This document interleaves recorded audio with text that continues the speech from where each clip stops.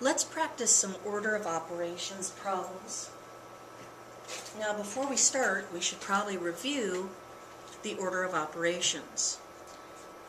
Many students are taught to remember PEMDAS, or please excuse my dear Aunt Sally. So parentheses, brackets, braces, and the absolute value symbols are all done first. E stands for exponents, so things that are squared, things that are cubed, even things that you take square roots of. Those are the things that you do second. M and D really stand for multiplication, which can look like an asterisk. It can look like an X, so be careful. You don't want to confuse a times sign with a variable. The multiplication symbol can also just be a dot. Division can be the traditional division sign. It can be an old-fashioned long division sign. And it can be the fraction bar, which can be drawn horizontally or as a slash. Now, we have a bad habit because of the MD. We think that we always do multiply first and then divide. Remember, this is always from left to right. So if the division shows first, you do the division before you multiply. And then with add and subtract, those are just traditional symbols also. But again, remember, order is always from left to right. So if you see the subtraction before the addition, you should do it first. So let's look at this first problem. 2 plus 6 times 2 plus 2 minus 4, all of that in parentheses times 2. Well, according to my order of operations, I should deal with what's in the parentheses first. But within the parentheses, I have to deal with the most important operation. Is that addition, multiplication, addition, or subtraction? That's right, it's the multiplication. So this will become 2 plus 6 times 2 is 12, plus 2 minus 4 times 2. So see how everything comes straight down. Now I should work from left to right. 2 plus 12 is 14, so 14 plus 2 minus 4 times 2. Next, 14 plus 2 left to right, so 16 minus 4 times 2. Finally, 16 minus 4, that's 12, times 2. My final answer here is 24. And I'm done. That's showing every single step in order of operations. Let's try another. 20 divide by 4 minus 10 minus 8.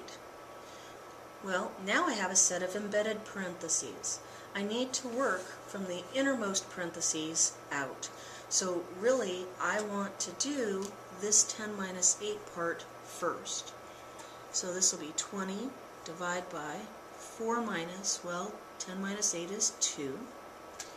I can't do any more simplification to that set of parentheses, so I technically don't need them. Now I want to deal with the 4 minus 2. So this will become 20 divided by 2. And again, I don't technically need that set of parentheses. 20 divided by 2 gives me a final answer of 10.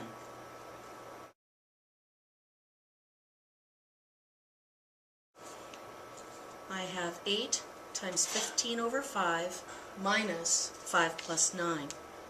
What should we do first by order of operations? That's right, we should take care of these parentheses first.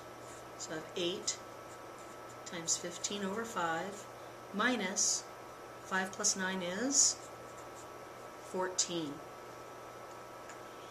Well, now I have to think really carefully. Normally, we look at this and we think, oh, I should do this multiplication straight away. Well, the problem is I'm working with an improper fraction. I should fix this improper fraction before I deal with the multiplication. In other words, even though they're not drawn there, there's what we call a set of implied parentheses around that fraction.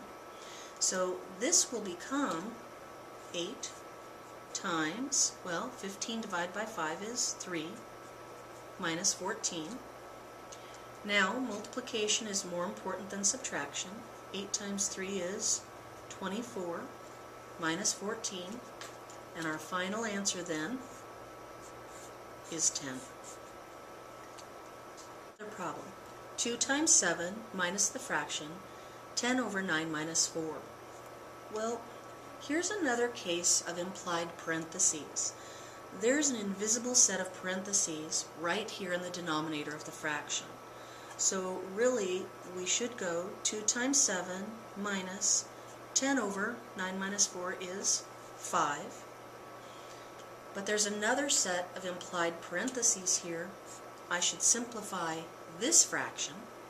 So this is now 2 times 7 minus 10 over 5 is 2. And now, what's more important, multiplication or subtraction? That's right, the multiplication. So now I need to do the problem 14 minus 2. So my final answer is 12. And I'm done. I want you to find a small piece of paper. You could probably share a piece of paper with a friend. I'd like you to call this number 1. I want you to show all the work. Draw in any implied parentheses that you need to at each appropriate step. So you're going to try this one and turn it in as problem number 1. And you're going to try this one and turn it in as problem number 2. 6 plus 25 minus 7, all in parentheses, divide by 6. So again, the first problem I want you to try, and this will be turned in, this is 43 minus 1 all over 4 plus 2 plus 10. And for number 2, the quantity 6 plus 25 minus 7, close the quantity, don't forget your parenthesis, divide by 6. I'll expect to see these before you leave today.